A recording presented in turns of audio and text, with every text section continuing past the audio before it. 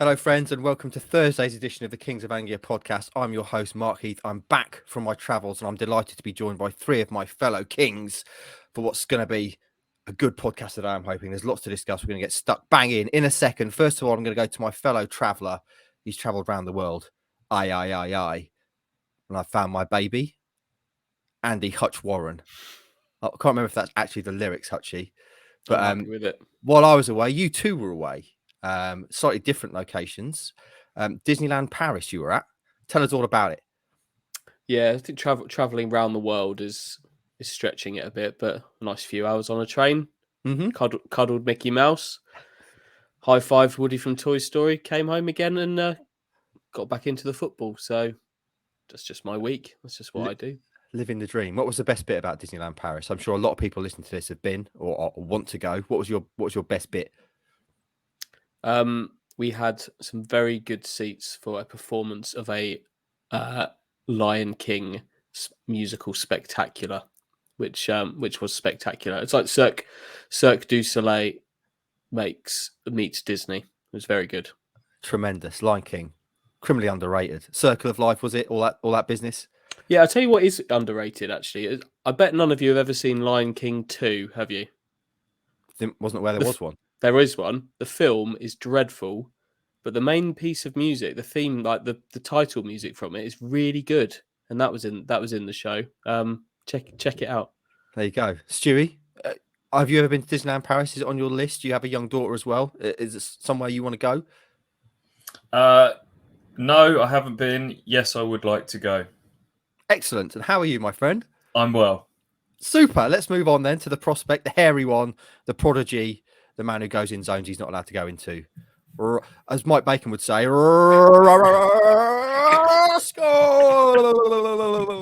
he's putting pictures up, he's taking them down, he's making videos, he's going here, he's going there, he's going everywhere. Where is he? Well, who knows? Well, yes. Well, at Ross Media UK. Whatever that means. Yeah. Rossi, how are you? I'm very well, thank you. It's good to have you back, Gaffer. Of course it is. You have to say that. Mike Bacon clearly not around today. I was met immediately upon return to Blighty with a pay demand from Mike. Apparently someone texted and said he should be on every show and he wants to double his appearance fee. So I said, jog on, Bacon, get back in your box and we'll get you when we need you.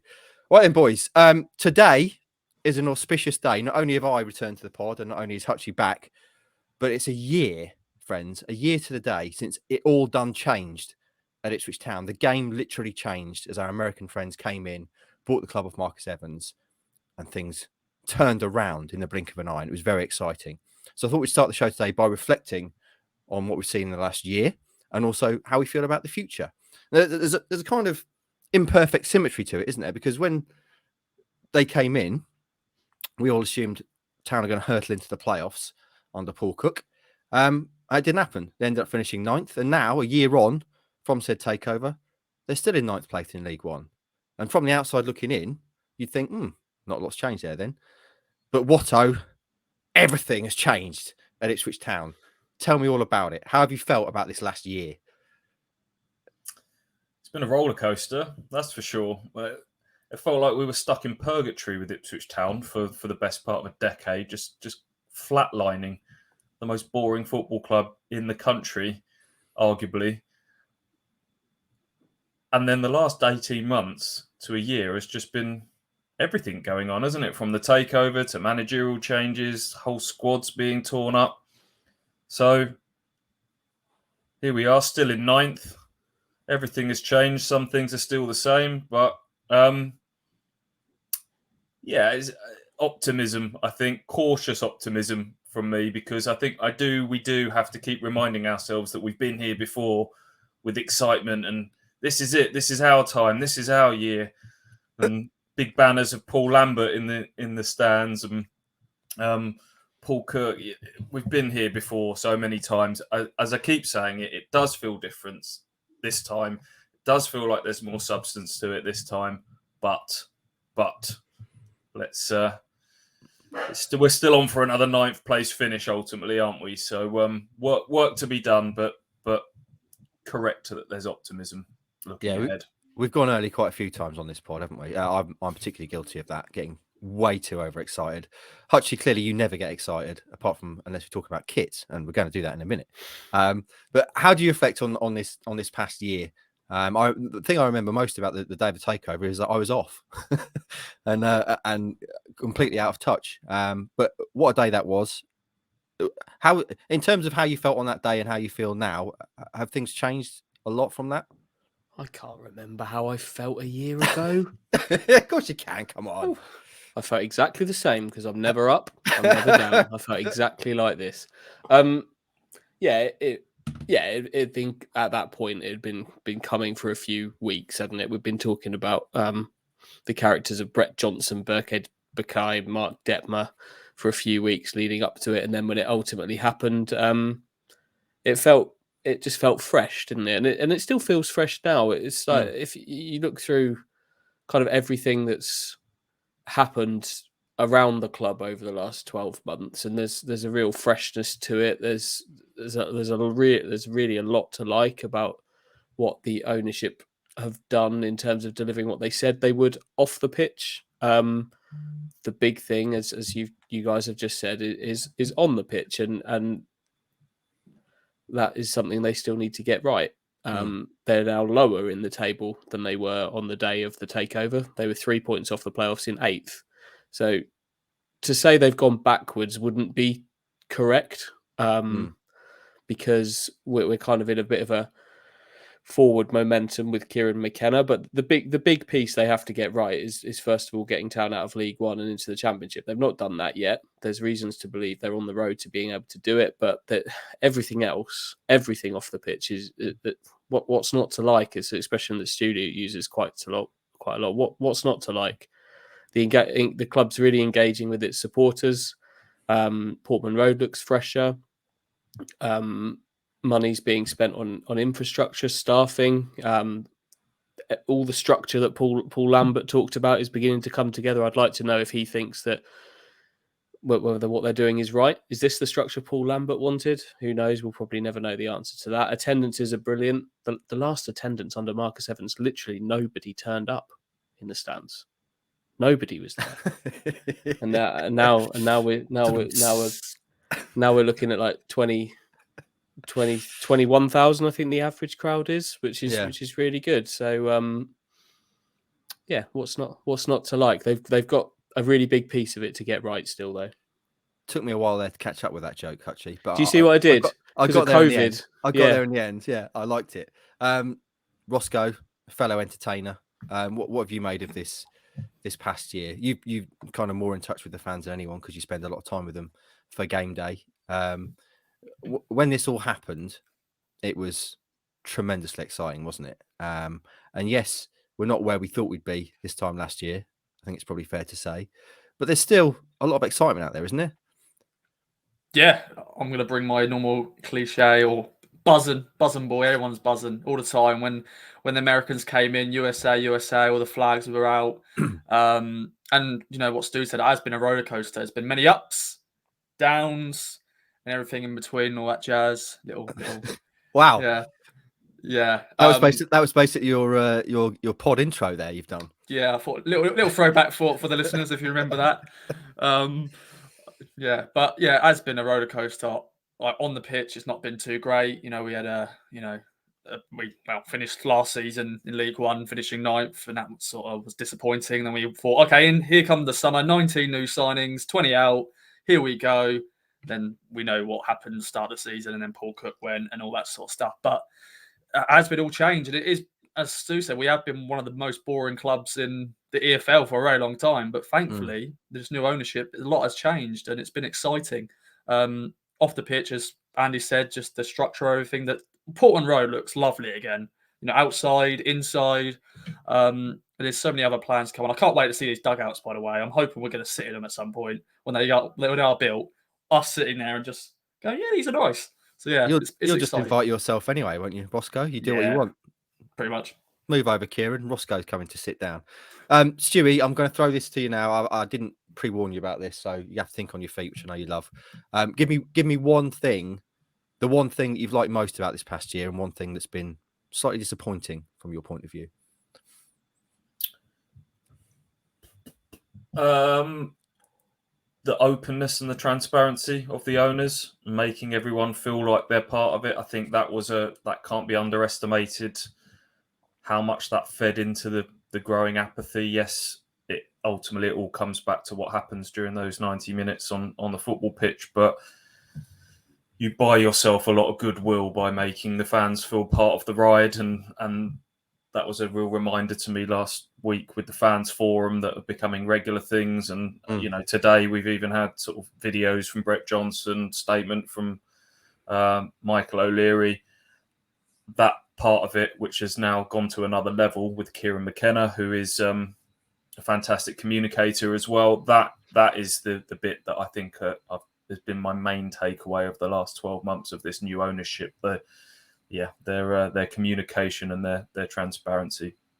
It's crazy, isn't it, to think that we had all those years of Marcus Evans being a kind of shadowy figure that we very rarely saw and heard from even less.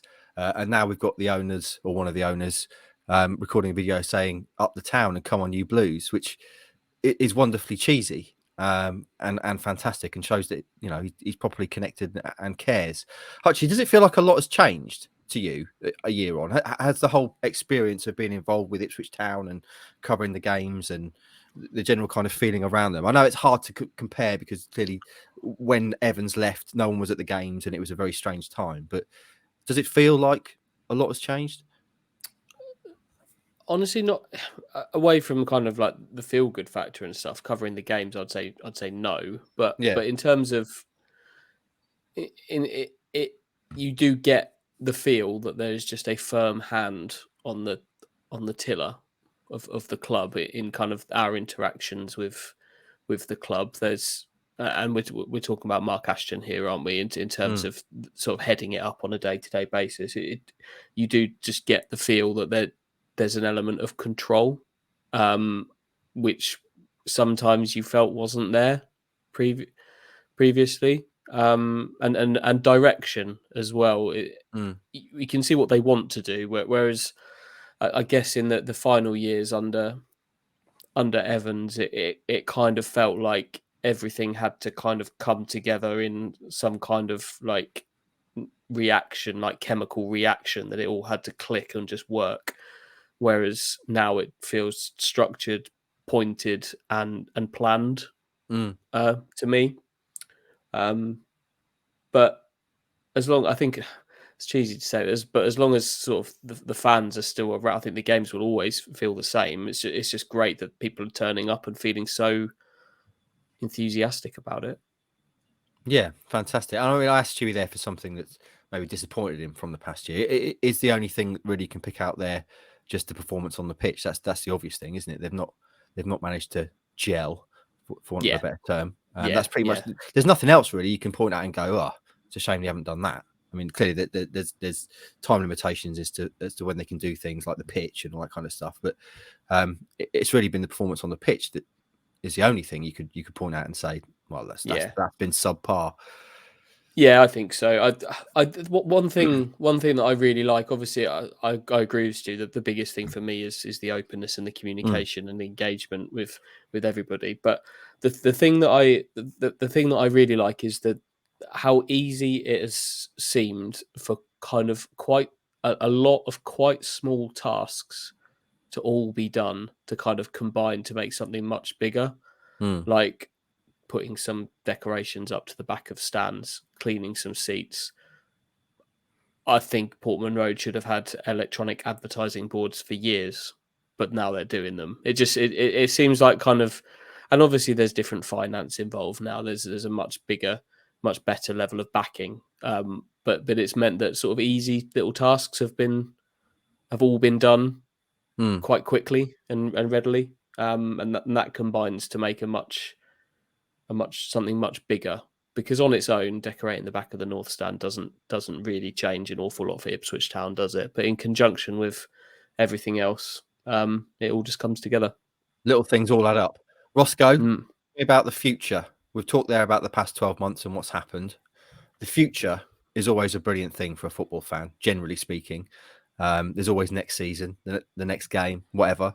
But for Town, for quite a long time, despite the fact there's always going to be a natural optimism, I guess it was kind of mooted, wasn't it? Like, we've been relegated. Oh, we're going to go. Oh, we haven't gone up.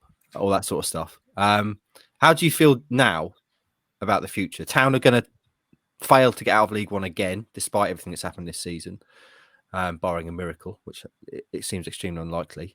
So we go into another season of League One next season. But this is the one, isn't it? This is the one, boys. This is the one where we're going to smash the league to bits. Hopefully. But I think once again, we've got to be a little bit cautious because there's going to be other teams who are going to be fighting for promotion as well. There's teams coming down. There's other teams that may miss out. But it does feel a bit different going into this summer. It'll be interesting. We'll get into that. We'll bring loads of content about, summer signings, players leaving, players coming in. But it will feel different this summer because we've got Kieran McKenna's first summer window. This will be the second year under the ownership. And it is just exciting. I think Town fans are excited. I think they are disappointed that we are going to be in League One again. But we're in that position because, we just haven't deserved to get promoted. We haven't deserved to get into the playoffs because on the pitch has not been great. But off the pitch, everything that is structured is fantastic. And I think we're just excited again.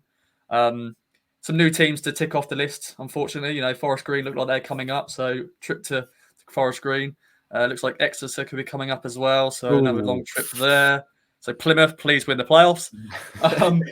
But yeah, it's exciting. And hopefully, we'll see how the pre-season pans out, the summer signings and all that. But so it's going to be a different feel going into this summer. Yeah, we're talking about 1 year in of ownership. Obviously, this happened in April, right towards the back end of the season, and everything just had to be supercharged and done at pace last season without this infrastructure behind them. It was a bit of a kind of a supermarket sweep trolley dash, given Paul Cook decided to rip it up and completely start again. They just didn't have that infrastructure in place to do that at the speed that was required and with the quality that was required. And this year, hopefully, with more backroom staff in place, with people 1 year into the job, with relationships having been built properly, and more of an emphasis on quality over quantity this summer, that you would think that this can be done a bit more with a bit more planning, a bit more logically, and the transition can just happen that bit better this time around. So we were talking 1 year into the ownership. That's that period of time behind them, I think will make a big difference in the summer. Yeah, I hope I'm not going too early here, but I think I can say that Town are definitely going up next season. I don't want to get too carried away. No, you're not having that, Rossi. Hutchie, before we get on to mailbag, by way of moving on to something slightly different, we've got to do your kit, because your kit over your right-hand shoulder, for those watching on video, is truly spectacular. He's just moving aside there. Look at that. I don't know whether I should hang it on the wall, frame it, or wear it, mate. That is spectacular. For those of you not watching on video, it's I don't know how to describe it, boys. How would you? Very jazzy. It's certainly very jazzy. It's essentially. I'll go and get it. Yeah, it's a myriad of shapes and colour. It's very 90s, isn't it? That's what you'd expect to see a 90s goalkeeper wearing. Pretty funky. We've got some diamond pattern, various different. They are. Wow! Yeah. Look at that. And that's the Home Depot, as they say in America, as a sponsor. I've no idea what team that is at all. The Club America. It is. Yeah. Club America. Wow. Is that as jazzy in real life as it appears on the video, Hutchie? Yeah. Wow. Where's that rank in your current kit rankings? Mid-table. Only mid-table. It is pretty jazzy. Can we talk about the new edition you've also got as well? Let's. If you'd like to. I would like to, yeah, because you've got something a bit out of left field, shall we say? Here we go. Right, for those listening, it's green. It's got a pocket. It's a referee's outfit. It's a referee's kit. What are you playing at? Seriously. Don't be jealous. Don't be jealous. What makes you think, I know, I'll get a referee's kit? if you see a referee's kit for sale, you yeah, do not say no. Is that do the you? rule? Well, Yeah. This has gone too far, Andy. I'm going to say this now. This has got out of hand. Have you been wearing that around the house? Just I showing haven't yellow actually card worn it to the yet. wife? Yeah. I've not tried it on yet. I might at some point. What do you do with all of them? I know we talked about this before. I know Always the same, mate. Nothing. nothing. They But do you trade them? You whack Yeah, them I trade. online? I mean that I that Club trade. Yeah, I America thing, buy, would you buy, go, sell. buy, sell? Lovely. You know, my motto with that is buy low, sell high. That's Basic economics. I like it. yeah. That's So- the equivalent of a win is better than a draw. It's just it's kind of the rules that you live your life by. Yeah, simple rules for a simple man. How much have you paid for a referee's shirt? How much? At what level would you rebuke me for it? And I'll £25. give me a number, Stu. You seem I clearly you don't think it's acceptable at all. But give me no, I don't. give me so give me a number. £20. It's less than that. Okay. £11.90. It's not too Okay. bad. Have you got the shorts and socks as well? No, but Stu, imagine if I'd had it. You know, when we went in the dressing room at Exeter and played with the little numbers board. Can you imagine? The thing that disappoints me is it's the green one. But as I said, you do not turn down a referee's kit if you've got the ability to buy it. But I absolutely love their purple one. When a ref turns up in their purple kit, I think it's the best kit in the Football League. So it's more of a puce. The kind of pinky purple one, yeah? Yeah, I would say it's firmly in the purple camp. Okay. But I think we're talking about the same thing. Yeah, I'd put it up there in kind of the rankings amongst the entire league. Hutchie, in all those kits that you've got, and for those who've not seen, who've never watched this on video, behind Hutchie there is essentially a washing line of kits just hanging on hangers, which get rotated at various points. But is there one that is your go-to? Like, well, I'll look at that today. That might me feel good. I need a bit of cheering up. Your favourite? No, and that's the beauty of it. It's a moving organism in itself. It's always got something for me. Nice. I've recently invested in a suite of Turkish kits. If you're interested, Galatasaray, Besiktas, Fenerbahce, one of each. Nice. So if I fancy, did you get that map kit in the end? The South American map? Yeah, he's got that. Yeah, I don't like it. Oh, sad. Underwhelming. No, it is underwhelming in real life.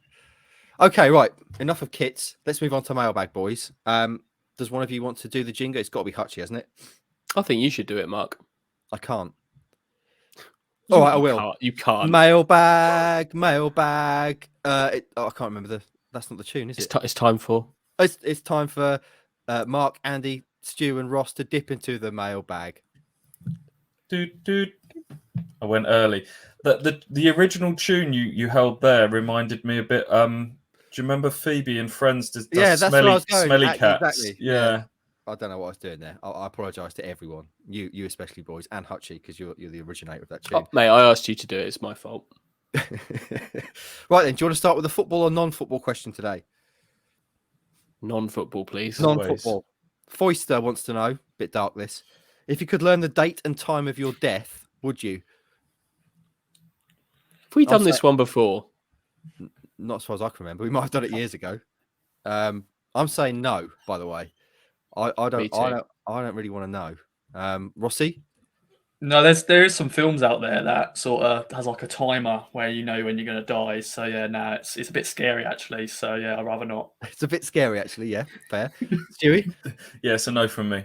It's a no from you. Right then, let's do a football one. We've had a lot of questions about strikers, and we'll talk about how Town are going to approach the last 5 games in due course and whether or not it's time to start playing some players we've not seen so much of so far.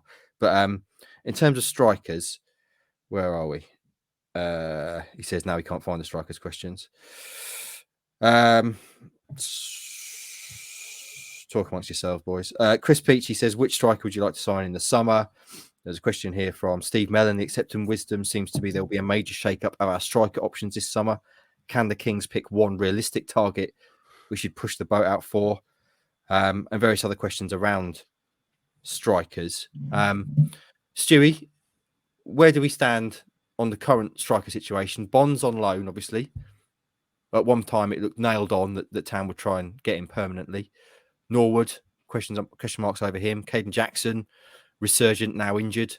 And Joe Pigott, who's just not done it at all this season. How do you feel about those options going into the summer? Would you keep any of them? And is there one striker out there that you look at and go, wouldn't mind him at Town? Of those 4 strikers, looking like Caden Jackson is the most likely to stay out of those, even though he's out of contract. Kieran McKenna's talked about how much he likes him. Sam Morsey's gone public in saying that he understands that Caden will sign. And I think he's a good option to have, not necessarily to be your starter every week, but I think his pace brings something to the party, and McKenna's used that properly. The others, I don't know what's going to happen with Bond, Norwood, even Pigott, who's under contract. It's not happened for him this year. So I think Town's starting striker for the opening day of next season could very well be someone not currently in the building. Targets. I had a little look through. I did see this question before we came on today. So I had a little flick through championship squads. And I think they will look to recruit from above rather than below, or, proven.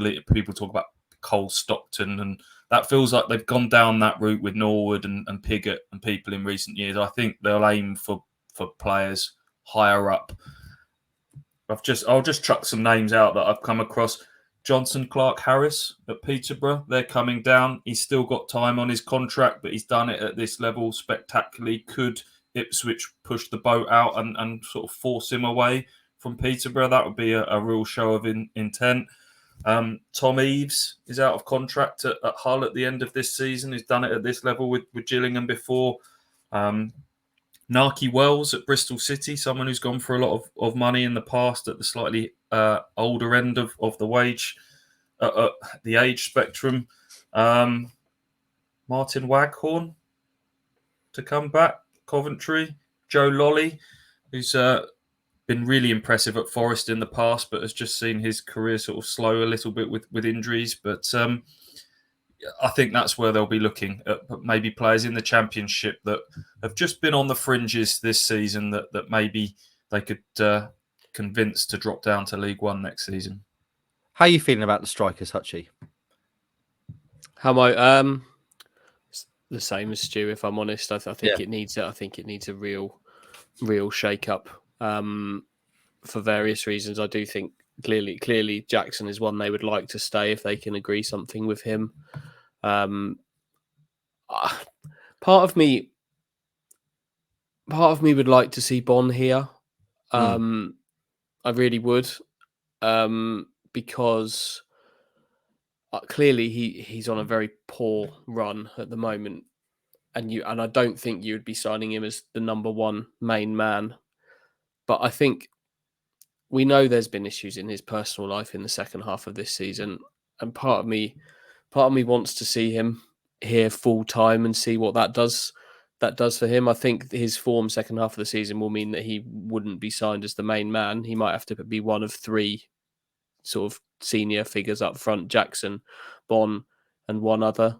I think as long as the deal was right, I think I'd like to see him here still. But I would agree. I think the main man, the number 9, if you will, isn't here at the moment. And the one that I've got written down is one that Stu's mentioned there, would be Johnson Clark Harris, who's scored 33 goals the last time he was in League One, and he's hit double figures in the Championship. He's in form at the moment. He's a bit, I think he's lean at the moment. He's kind of cut down some weight issues that he had earlier in the season, and he's on really good. I think he's got 5 in 5 or something like that at the moment. And I think that's one they could realistically do. Like it. Who was it that Mike wanted to sign last week? Ibrahimovic from Fulham, was it? Mitrovic. Yeah. Yeah. Oh, yeah. I know that's what he was trying to get to. Yeah.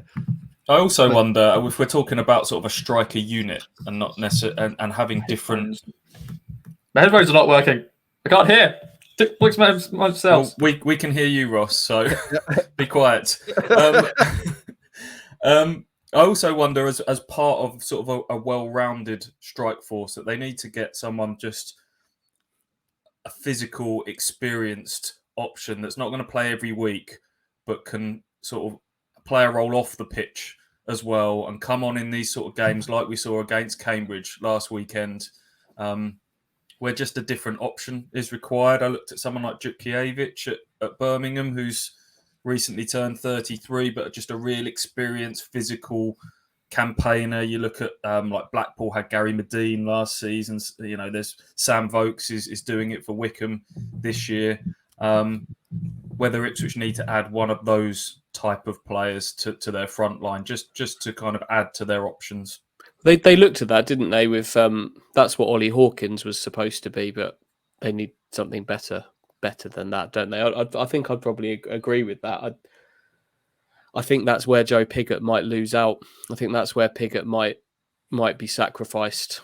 That's interesting. I was going to ask about Pigott by way of the conversation, because clearly he was last summer the main man coming in, not worked out from at all. So where do you see him having a future here at all? Well, I think if we're talking about Jackson staying, which I think we are, if we're talking about signing the main man, and then if you're talking about also having a different option to mix it up, I don't see where that would leave room for Joe Pigott. He's going to be an interesting one to move on, because he'll have taken a hefty kind of increase in his wage to come to Ipswich, and I'm not sure if there's going to be a market particularly out there for him to match that in terms of moving on. So we'll see. We'll see. I think he could be one of 3 or 4 strikers here at Ipswich. But if you're rebuilding it to the extent we're talking there about bringing in a different option, I mean, I think we're probably agreed that although Pigott's got the size, he's not necessarily the kind of player that Stu was talking about right there. So could they convince Akinfenwa to have another last dance? Just dance one more dance, put Angels on by Robbie Williams at the end of the night and go for one more. I'll be here for that. 10 minutes off the bench end of every game sort of thing. Why not? Fantastic. I just want to shout out Little Melon Man, who was among those asking about strikers as well. Friend of the show. Rossi, you've got your hand up. Do you need the toilet? No, can I mention a striker who would like us to sign? Because I love saying his name. Lucas João of Reading.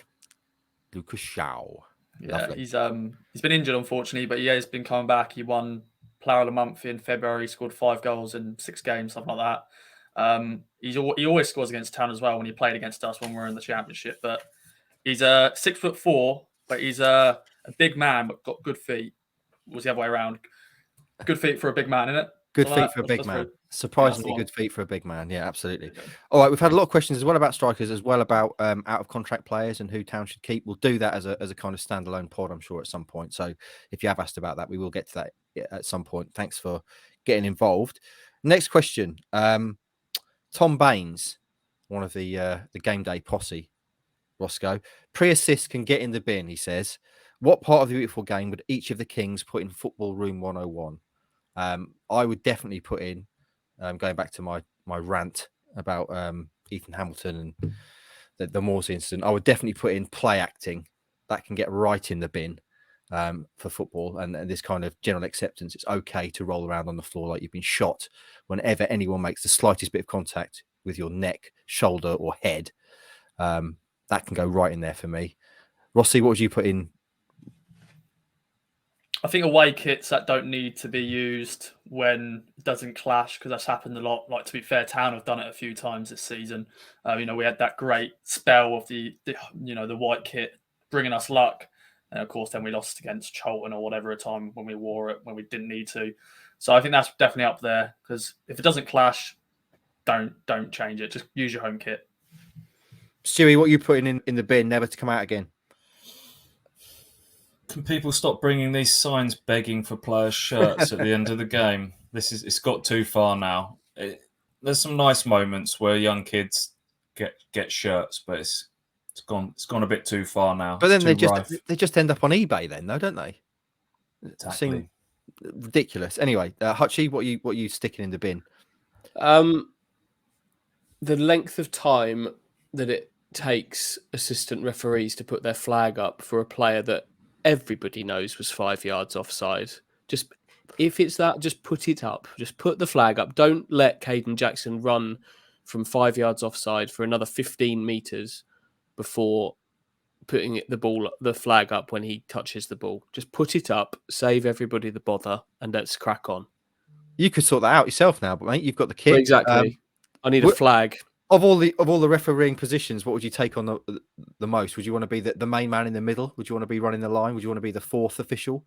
Quite fancy the fourth official, if I'm honest. With the board. Yeah. You get to have some fun and games, chat with the managers, hold the board up,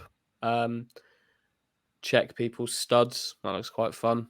And you get to wear trousers. I don't want to wear shorts to work, so trousers, please. Would you be an overly officious referee? Would you be like really pernickety and you just let anything go, wouldn't you? We were talking about this the other day, weren't we, Stuart? A game. I'd let far too much go. I'd get myself into trouble eventually. You'd lose control, I think.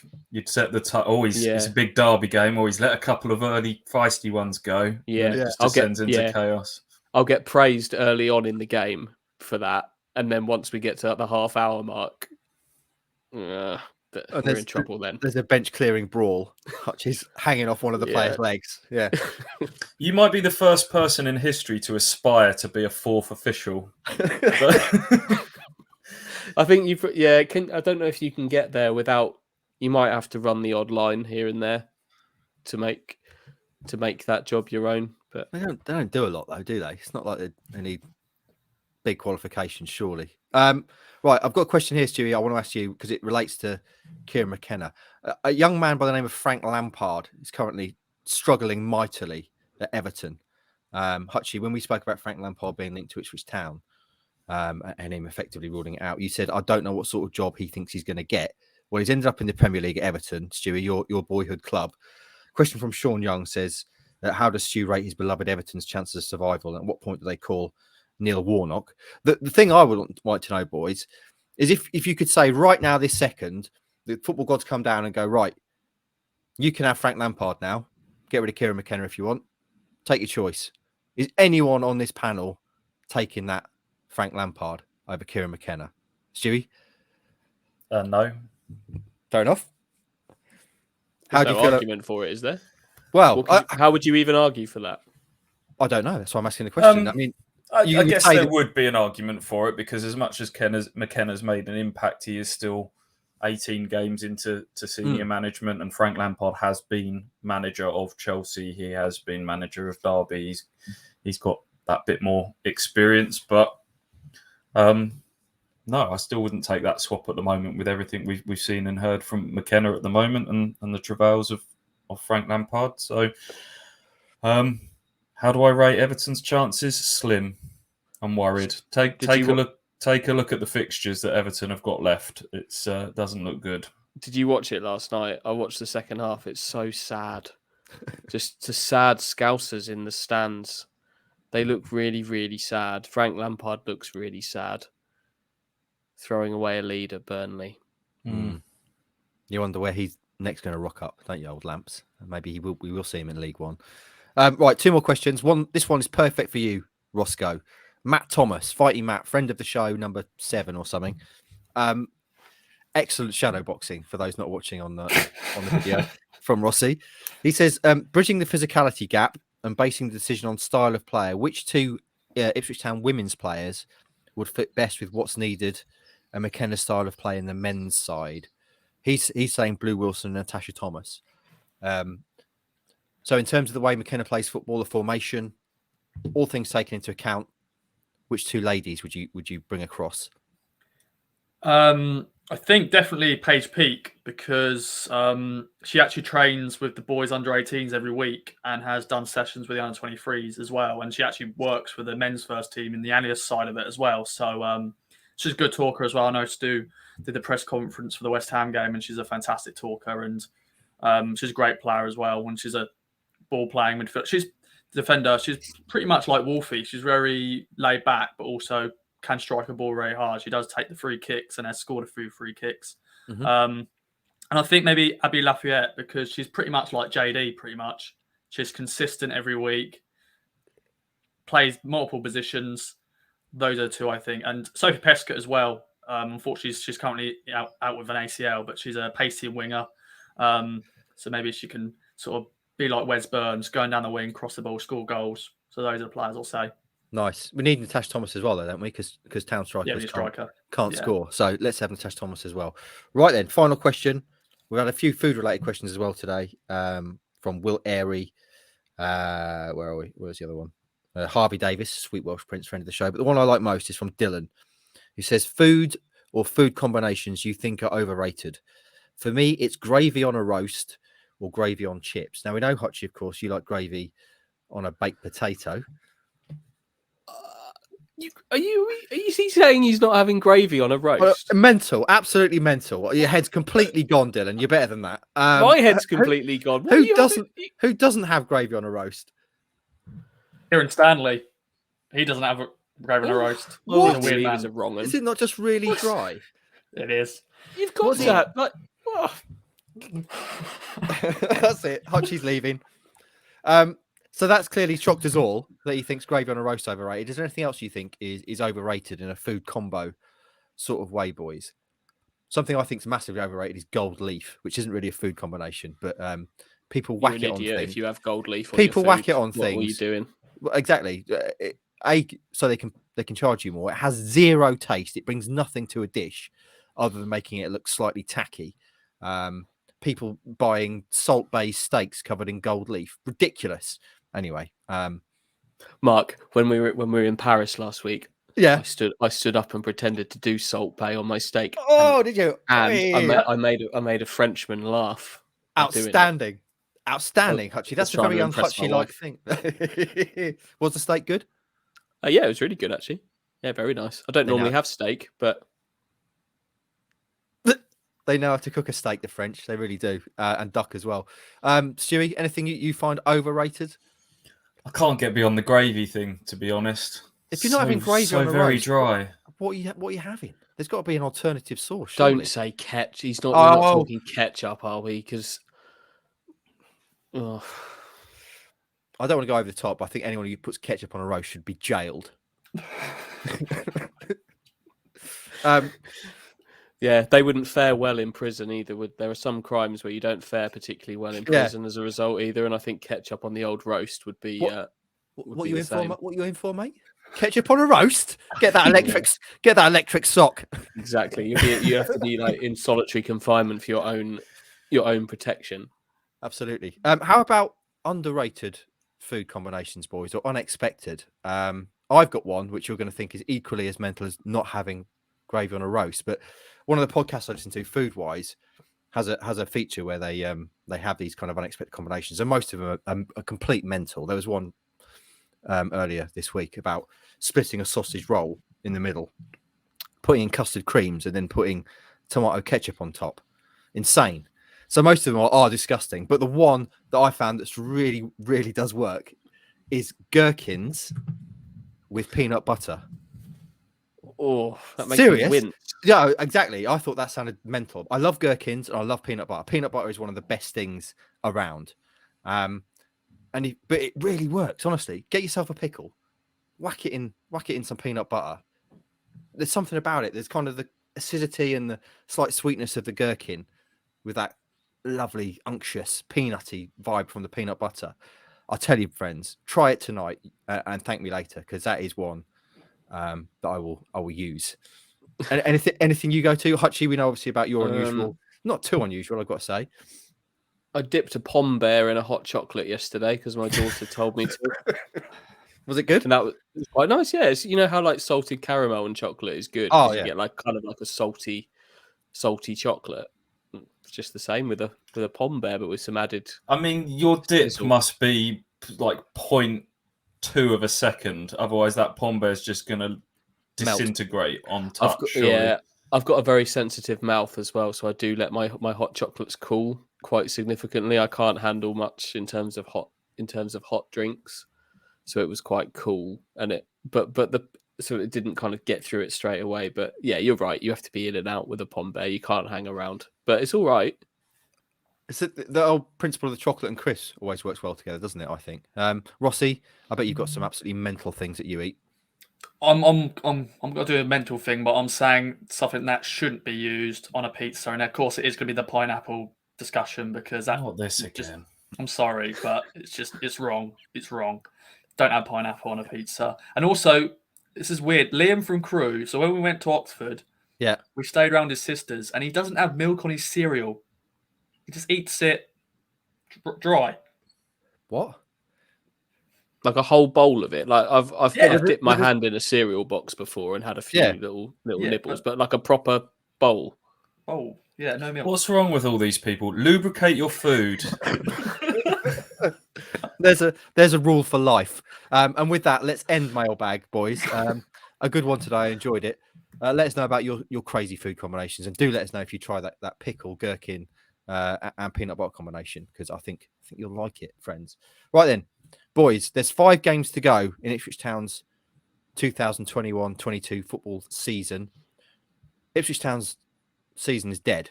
Does anyone here disagree with that? They're now 8 points outside the playoffs. 5 games to go. It's done. Stick a fork in it. So, Yeah, can everyone stop pretending and talking about, mathematically, I've heard a few people desperately, it's done. It's done. Okay? Accept it. Done. Denial, anger, acceptance. Move on to acceptance. In that case then, Stewie, because you're the one who spoke up, how did Town approach these last 5 games? Because clearly you want to win. You want to try and win the last 5. Of course you do. But is it now time, my friend, to start playing the kids? There are players we've not seen much of, who are names that fans are interested in. Is not now the perfect time to start? I'm not saying start them. I don't think you can really make an argument to suddenly drop Luke Wolfenden and start Elkan Baggott. Then there may be an argument up front with a certain Tyree Simpson. But how would you approach it?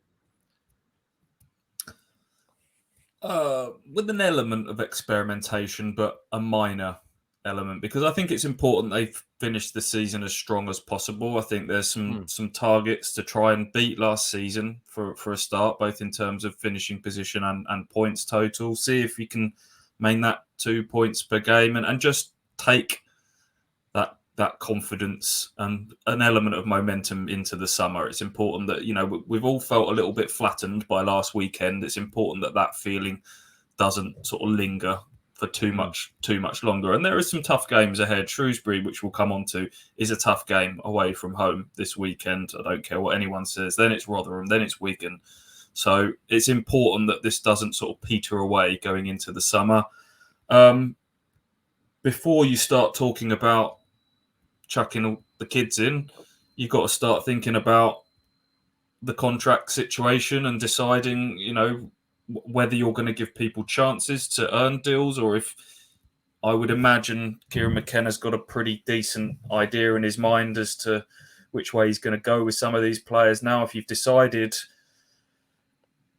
that Macaulay Bond's not going to be here next season, then do you need to play him over these next 5 games? And that argument can go on to several of the other out of contract ones. So yeah, well, 1 or 2 things. I think with the young kids, you can, if you chuck them in at the wrong time, you can do more damage than good. But I think this is probably a good time to give 1 or 2 an opportunity, because it's a team that's been in pretty good form. The pressure's off. There's a feel good factor behind them. So this should be a good little period to take a sneak peek at 1 or 2, I would say, without going mad and chucking in 2 or 3 from the start. Hutchie, that's an interesting one, isn't it? Me and Mike did a video about this yesterday, and some of the comments on there were just stop playing the lone players. What's the point in playing the lone players now? They're not Town players. And Stu's touched there on Macaulay Bond. How would you feel about that? And are there any particular players you'd like to see before the end of the season? I think I'd probably agree with Stu's approach to that in general, in terms of kind of cautiously give a look at the first team. But if you're talking about loan players, Selena's obviously a different case. I think the hope's got to be that they're looking to sign him full time, so no reason to do anything there. Then who are you talking about? Dominic Thompson. You're talking about Backinson. Again, Backinson, I still think you want to keep looking at Backinson because they've got a decision to make on him. I think he still needs to be playing. We spoke. I think there was a fair amount of surprise he didn't play last Saturday over Carroll, who's a case in himself, isn't he? He's out of contract if you've made a decision there, which, given that he started on Saturday, they can't have completely decided at that point anyway that he was one that would move on. But I wouldn't change an awful lot, if I'm honest. I think Kieran McKenna is, like Stu said, he's only 18 games in here, he's still finding his feet as a manager, and I think you want the kind of the frontline players to be in the side just for Kieran McKenna's benefit, if anything else, just to keep working with those players and keep working in his early days as a manager by himself. Saying that, obviously Simpson is an obvious one. Baggett's been around the squad and on the bench, and an obvious one. And Cameron Humphreys has been spoken about. I watched the under-23s actually on Tuesday, and I'll be honest, I'm not sure any of those players. I'm not sure if McKenna was watching, but I'm not sure any of them really sort of told him that they were bang on ready for this right now. I would be minded to have them around the squad. They clearly are training, but I'd be minded to use pre-season to integrate anybody into the real setup rather than now. Well, if I was honest, the ones that we talked about and the ones that have been listed, Baggett has obviously been on the bench recently, but you're not going to be changing that back three at the moment, the way that's going. Then you move on to someone like Cameron Humphreys that has obviously got a fair bit of press with Kieran Dyer's comments. I think we sometimes forget that Idris El Mazouni has played a reasonable amount of football earlier in the season, and for my money, didn't really let the team down at various things. So that would be maybe a bit of a kick in the teeth to him. Sometimes you've got to think about pathways that if someone jumped ahead of him. You've mentioned there Backinson. If the jury's still out on him and there's the decision to make, do you give him like the final 5 games and then make a decision? And the next in line would probably be Idris El Mazouni. So where does Cameron Humphreys kind of fit in there? And then up front, Tyrese Simpson. We talked a lot about. We don't really know which way this is going to go with Bond, Norwood, Piggott. Do you give them opportunities to kind of prove that they deserve to be here next season? So there's not a huge sort of door ajar for some of these youngsters, I would say. I mean, we're probably looking maybe in the last 2 or 3 games, maybe 1 or 2 get on the bench and at best come on for a few minutes. But yeah, you don't just give away these sort of debuts. They have to be sort of earned and be ready at the right time. And you've got to think about the message it gives to the senior players ahead of them, as well as what it does for those young players themselves. Yeah, I agree with you there on most of them. But I think Tyrese Simpson, there has to be an argument that we need to see him play. I know there's this behind the scenes, whatever's going on with the club and the agent and whatnot. But you've got a lad there who's come off a really successful loan spell in League Two. Now hasn't played, but played for the under-23s. That's not doing him any good. It's not doing the club any good either. And bluntly, Town strikers aren't doing it. So why should he not get a chance before the end of the season? Surely now is the perfect time. It's a really difficult one because I'm not going to pretend that we know the complete ins and outs of this contract situation, but they've obviously brought him back from his loan as part of the messaging process in that, look, we want to sort a contract with you. That's not been sorted. You're coming back. Does putting him into first team football matches add up as part of that? I don't know whether, I'm not going to pretend I know where negotiations are at, how they're going to end or anything, but is that I don't know. Like, are there messages trying to be sent to him here? I don't pretend to know that at all, but I think that's going to be part of it as well. And I'll be honest, as much as I could see some improvement when this is literally the first time I've watched him play in Ipswich shirt probably for 18 months because of COVID and loans and everything, but there looked to me like he had made some improvements to his touch and maybe his composure, but he didn't do enough for me in what is his window to show McKenna along with training in this game on Tuesday. So I think the bench is kind of his limit. and he may get a few minutes, but there's so much more to go into it. It's not something I'm desperately rushing to do, if I'm Okay. honest. Fair enough. All about opinions. I've written something which is just about to go online. Might be online actually. 5 players who I'd like to see play. Tyree's obviously one of them. Cameron Humphreys, Elkan Baggott, Tawanda Chawara, and finally, and I'm going to ask you about this, Rossi, Armando Dobra. Dobra is a strange case. Let's have a little chat about him because he's currently on loan at the Ipswich Town veterans team down the road.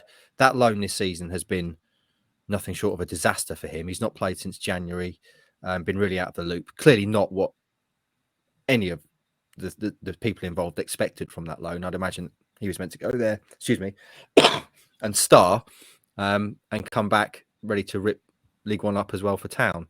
So I know technically he's still on loan at Colchester. He played for Town on the 23s actually on Tuesday, didn't he, Hutchie? There has to be an argument though, doesn't there, for him to come back to Town and maybe to get a bit of PT? No, Hutchie, you shake. I don't think that they can't. He's on loan at he's on loan at Colchester. So and you can't. That's a total waste of time though. What? Well, he can't recall. Then that's a decision they needed to make in January. You can't recall him outside of a transfer window. So I think the terms of his loan and the age that he is means that he's on sort of technically a youth loan, which means he's been able to play for the 23s a couple of times, but he can't play for the first team as far as I know between now and the end of the season because he is on loan at Colchester. Rules schmools. You're meant to be a lackadaisical referee, mate. You're telling me I can't do it. I'm hearing. See, I'm firm now. I've lost control. I've lost my half an hour worth of control. I've let this go willy nilly, and now I'm trying to reassert some dominance with my rules.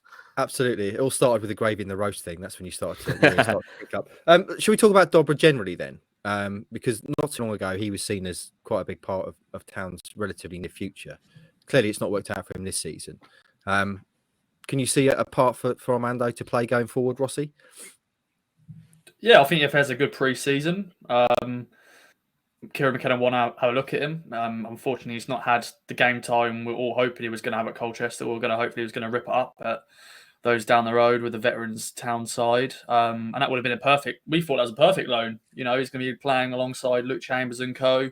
But just hasn't worked out because Colchester have been struggling, and maybe that's why they haven't used him, because they're trying to stay in League Two, in which it is looking likely. Well, it is likely. I think they are staying up. So it's going to be a big pre-season for Dobra, although it was a big pre-season just gone for Dobra as well. And he, started against Burton, had a few appearances. So yes, this is going to be a big summer for him. Hopefully he does have a part to play, but is he the right man to push us getting promoted out of League One? I don't know. Yeah. Stewie, we had a chat about Dobra yesterday. What do you think about him at Town going forward? The goalposts have moved at Ipswich Town Football Club. We talked about the ownership and the ambition in the way that McKenna's playing at the moment. The only role he could play is as sort of one of those number 10s in behind. He's now up against, as it stands, Chaplin, Selina and Aluko there. Ross is right. I mean, McKenna's proven that it's a clean slate for anyone, and we've seen big turnarounds in players, and he may come back in the summer and completely catch his eye. But I'd have thought he'd be back training with the first team now. He's not involved at Colchester. They're allowing him to sort of come back and play for the 23s. I think if that was something that was in the club's mind, he'd be training with the first team now, and he's not, from what I gather. And some of the youngsters that we've mentioned, including Tawanda Chirewa, who has been a bit of a goal machine in that number 10 role for the 23s, has been training. So my gut feeling is that Armando Dobra's future probably lies elsewhere from Ipswich Town, which is sad because we all sort of liked so many of his qualities on and off the ball. Yeah, it feels like it's heading in a certain direction for me at the moment with him. Okay, so Armando Dobra maybe not part of Town's future. What definitely is part of Town's future is a trip to Shrewsbury this weekend. One of the final 5 games. How are you feeling about this one, Hutchie? Because Shrewsbury been up and down. They're 16th in the table. Just looking at their results, though, they beat Rotherham 3-0 away recently. Yep. And then they put 5 past Morecambe at home. So they've been in pretty decent form of late. How are we feeling about this one, and how would you approach it team-wise? How am I feeling about it? I have to know how to feel about it, because I think we're all accepting that the season's kind of not going to end where we want it to end for Ipswich. So if everything was kind of still really in the balance, and like they're gunning for this 6th spot with everything that they've got, and they were closing in, I'd feel like this would be like I'd feel like this was a banana skin, but it's not a banana skin anymore. It's just a tough game. It's weird. I honestly don't know how I feel about it. I'm just looking forward to watching Ipswich play again and see if they can play better than last week. That's the big thing for me. Just watching to see if they can respond from a really down game for them and come back with something better, because we know they're capable of better. Better's probably not going to get them there, but I want to see how they respond to it now. These dead rubbery type fixtures can go one or two ways, and we talked about it with what Cambridge would bring to Portman Road last weekend, didn't we? With their safety kind of secured, subconsciously, do you lose a bit of competitive edge and your performance levels drop, or do the shackles come off and you just think, actually, we can just go and enjoy ourselves and come to Portman Road and enjoy the occasion? And it was the latter with Cambridge last weekend. Maybe we'll get that kind of lift from Ipswich now. Maybe that pressure that was building on their shoulders to, can they go and win every game, and can they get in the playoffs? Now that's gone.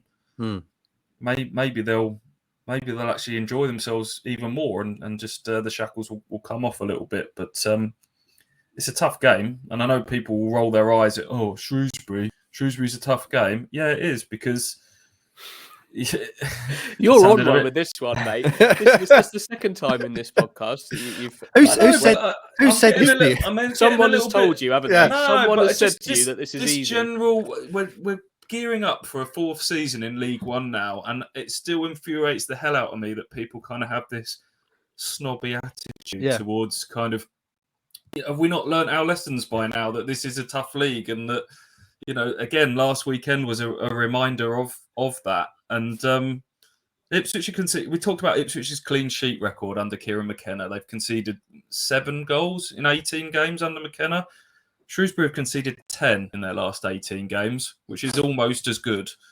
Cottrell's got them pretty tight at the back. He's got them getting some results. You've mentioned the win at Rotherham recently. So I think we've all got to kind of finally lose this mindset. And my one fear is that suddenly it's like McKenna's at the wheel and this is brilliant and we've got the ownership and we're going to, I can see it already in the summer. Ipswich will be installed as title favourites by bookmakers and people alike. And this has come back to bite us on the bum quite a few times. And it's, I do believe there's lots of reasons to be optimistic, but I just think everyone collectively needs to stay really grounded in this and know that they're going to have to work damn hard to get themselves out of this division. So that's where I'm coming with that one. I do want to know who said this to you, though, Stu, because it's nobody specifically about this game. Something's riled you. But have we not consistently, and we've all been guilty of it. I've probably been guilty of it at times. Gone, it's so and so, and sort of turning our nose up at certain names of teams in this division. The record we spoke about last weekend was Ipswich haven't beaten any of the 4 teams that came up from League One last season. So I think we've kind of got to get beyond this. This god awful division. It's horrible football and time wasting. I'm bored of people moaning about time wasting. I'm bored of people moaning about refs. Just get it done, Ipswich Town. There's no excuses now. You finished outside the playoffs 3 seasons in a row. Become the masters of your own destiny. Be better than the opposition. Score more goals. There we go. You watch. As soon as the season's done, the playoffs are done, and the odds come out for next season, Ipswich Town will be in the top 2 favourites to win League One. Probably Derby first, I'd imagine. Ipswich Town second. We will see. Roscoe, how are you feeling about your trip to Shrewsbury? Is there anything particular you want to see other than the obvious, a win? I'm looking forward to it. To be fair, I've never been to whatever the ground's called. I thought I knew it, but I completely forgot what it's called. But no, I'm looking forward to it. But as I'm agreeing with Stu, we've been here before. Yeah, it's only Shrewsbury, whatever you call them. I think we're going to lose this weekend. To be honest, I think we're going to lose. So All right. there we go. That's the perfect segue into predictions and £1 million picks, Hutchie. Now, I've listened to every single podcast while I've been away, and I've got to be honest, my head is spinning when it comes to £1 million picks because you were away too. The boys took, should we say, a less than pristine approach to their bets in your absence, just throwing out random scores and names, no odds at all, just saying, no, Hutch, you'll sort it out. So I've got no idea where we stand with the pot. I've got no idea where we go from here. You tell me. Well, you're lucky. You're all lucky because of all the nonsense that you've wasted my money. I have gone back through it, and tallied them all up. And I'm just going to get my little spreadsheet that I've got up in front of me, my £1 million pick spreadsheet. The grand total of all of your nonsense actually only lost us £50,000 because I won the bet because Sam Morsey scored. So even though I wasn't there, still dug you lot out of your nonsense. So we've actually only lost 50 grand. So it's down to like £490,000 at the moment. And I'm going to stick all of that, of it, on Ukraine to win the Eurovision Song Contest, as I said I was going to, and crack on from there. They're even money. When is the Eurovision Song Contest? It's not for ages. I can't really do that yet, can I? No. That's not till May. But I think this is an easy game against an awful team in an awful league. So I think Ipswich are going to win. And I'm going to put some money on that. I'll be honest, I've not prepared anything. 1 second. I'm going to do it off the top of my head. Morsey to score at 6-1, 50 grand as always. And then I'm going to do Ipswich to win 2-1 at 10-1 at another 50 grand. Sorted. Jobs are good. And that's what I'm going to do. Town to win 2-1 then. Rossi, you're saying Town are going to lose. How much are they going to lose by? Just 1-0. I think Shrewsbury, they've got a good defence. As Stu said, Cottrell has made them a machine at the back. And this could be wrong. Hopefully we do go and smash them and, stuff like that. But we can't score goals. So 1-0 defeat. Okay. Stewie, we already established an easy game in a tawdry little league. How are you feeling about this? What's going to happen? 0-0. 0-0, man. I hope not. So you've got 2-1 win from Hutchie. 0-0 as long as the goalposts aren't being taken down as we arrive at the stadium, I'll be happy. That was one of the lowlights of covering the football during the COVID season when Andy and I walked in to. And what is the name of the stadium? It's not the Gay Meadow anymore, is it? Isn't it Montgomery Water Meadows or something? There we go. It's the Montgomery Waters Meadow. Ross, have you been to Colchester United? Yes. You've been to Shrewsbury. It's just 3.5 hours away. Excellent. Good shout. That's a good place to end it this week then, boys. Any other business before I get back to my usual shambolic outro? No other business. No other business. Okay. Well, I hope you've enjoyed this week's pod. Good to be back with you. Please remember to support our sponsors, Manscaped at manscaped.com. Use the code KOA for 20% off and free delivery on all their excellent clobber. They've just re-upped with us again. We're clearly excellent at selling intimate shavers. So thanks for that, KOA Army. Keep buying them at a record-setting pace. Stewie, I enjoyed your promo. You cut a nice one for the Weed Whacker. Have you got yourself one yet? Yes. No, this is for those of you who don't know Stuart Watson. This is one of his MOs. Stu is a master at saying he's going to do something, and then it doesn't happen for the next 6 months. Speaking of which, Rossi, driving test. You've been saying that you're going to be driving pretty much every week. Whenever I ask you this question, it's always next month. When is your driving test? Hopefully, it is in May. Next month, we shall see. Stay off the roads, friends. We'll do an update of that at some point. So that's Manscaped. Teaser done. Also, follow us across all our social medias, Kings of Anglia on YouTube, Instagram, Twitter, and Facebook. Enjoy the game if you're going this weekend. Follow it with us if you're not. The boys will all be there. Have a great weekend, and we shall convene again next Monday, friends.